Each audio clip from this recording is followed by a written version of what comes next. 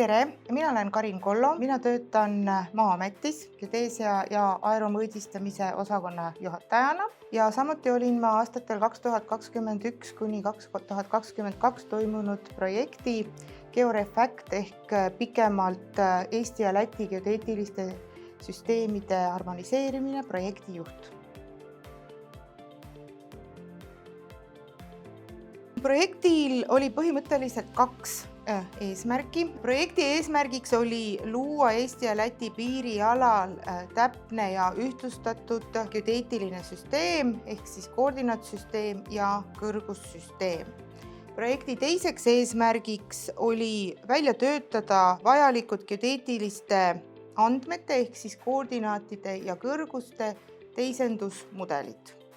Projekti partneriteks olid Eestist Maa-amet ja Lätist Läti georuumilise informatsiooni agentuur. Mõlemad partnerid, nii Maa-amet kui Läti georuumilise informatsiooni agentuur täidavad Eestis ja Lätis sarnaseid ülesandeid ehk me vastutame geodeetilise süsteemi haldamise, geodeetiliste võrkude hooldamise ja haldamise ja geodeetiliste punktide andmebaaside pidamise eest.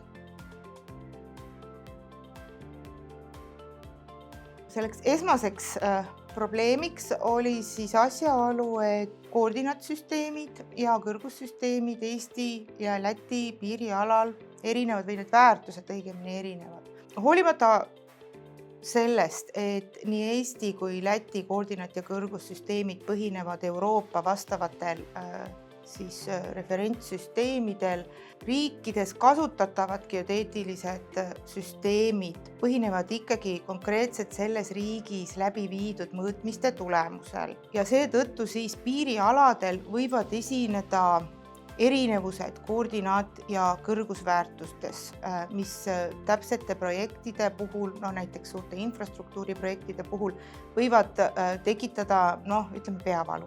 Eesti ja Läti puhul siis see koordinaatide erinevus tuvastatud oli kuskil detsimeetri piires ja kõrguste puhul me võime rääkida siis mõne sentimeetrist. Ja et selleks, et sellest probleemist siis nagu jagu saada, oli vaja siis luua see ühtlustatud geodeetiline süsteem, mis arvestaks siis neid erinevusi koordinaatväärtustes ja kõrgusväärtustes ja pakuks siis kasutamiseks siis kõrguste ja koordinaatide teisendusmudeleid.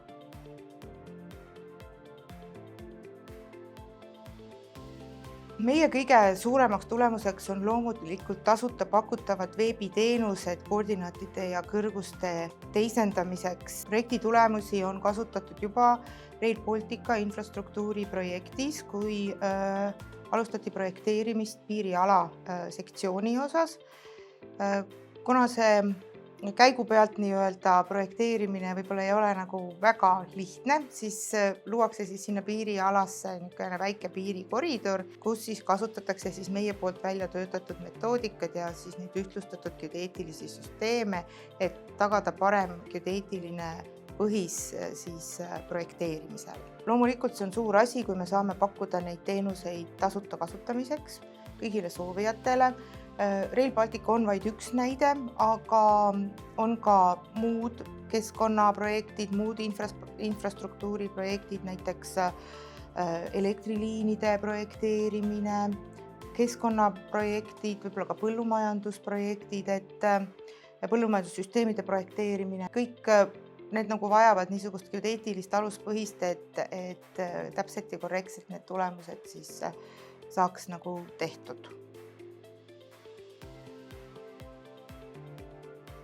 Veebirakendust kasutavad projekteerijad, ka geodeedid, kui nad seda geodeetilist põhist loovad.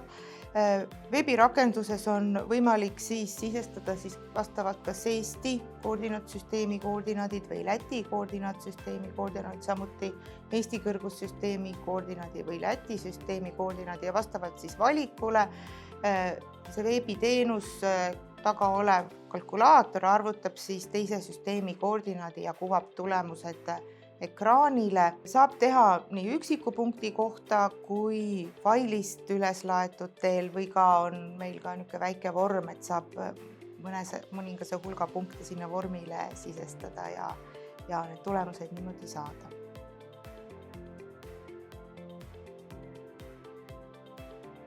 Ja see on väga hea meile, sellepärast et eelarvelistest vahenditest praegusel hetkel ei suuda kõike teha ja hea, kui on olemas niisugune võimalus, et on nagu välisrahastus, et me saame mõned asjad nii-öelda projektiga teha, mis toovad kasu mõlemale riigile, riikide toimimisele, omavalitsustele ja aitavad kaasa siis ka hea koostöö kolleegide vahel sõsarorganisatsioonides üle piiri.